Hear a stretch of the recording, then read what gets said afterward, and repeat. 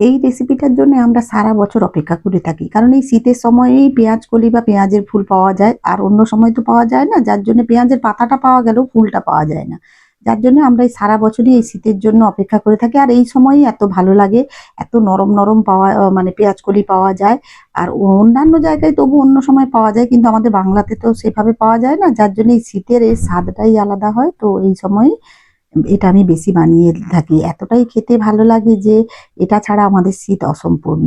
কারণ গরম ভাতে হোক, বিকেলের চায়ে হোক আমরা খুবই পছন্দ করি। ১ম এই দেখুন পেঁয়াজগুলিগুলোকে একেকটা মাপের কেটে, কেটে এখানে দেখুন টুথপিক দিয়ে আটকে দিচ্ছি। জাস্ট এইভাবে।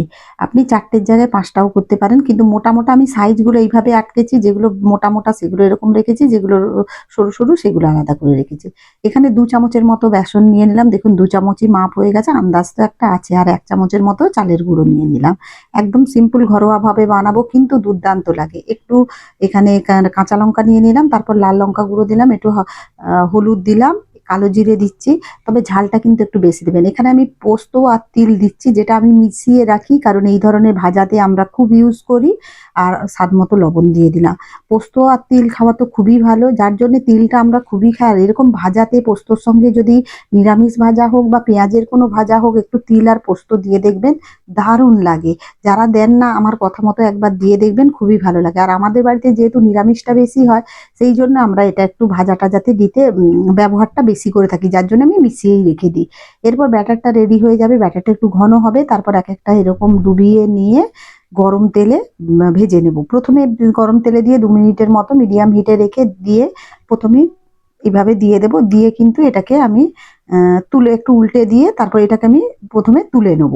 কারণ এটাকে আমি আবার ডাবল ফ্রাই করব, যাতে এটা বেশি ক্রিস্পি হয়। কারণ এইরকম করে ভাজলে কিন্তু এটা খুব একটা ক্রিস্পি হবে না। আমি তাই অনেকটা সময়ও লাগবে। এটা তুলে নিলাম। এইভাবে বাকিগুলোও ভেজে নেব।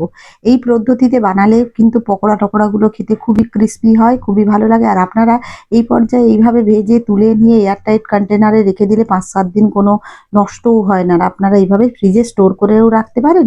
যখন মর্জি হবে বের করে ভেজে খেয়ে নিতে হবে। কোনো ব্যাপার নয়। একদম সিম্পলভাবে বানিয়ে রেখে দেন। বাড়িতে গেস্ট আসবে ৩-৪ দিন আগে, ২ দিন আগে বানিয়ে রেখে দিন। কোনো অসুবিধে নেই। আর দেখুন এইভাবে সবগুলো আমি ভেজে নিচ্ছি। দুর্দান্ত লাগে। যারা পেঁয়াজকলির পকোড়া বানিয়ে রাখেন বা খান আরকি, তারা এইভাবে একবার সিম্পলভাবে বানিয়ে দেখুন।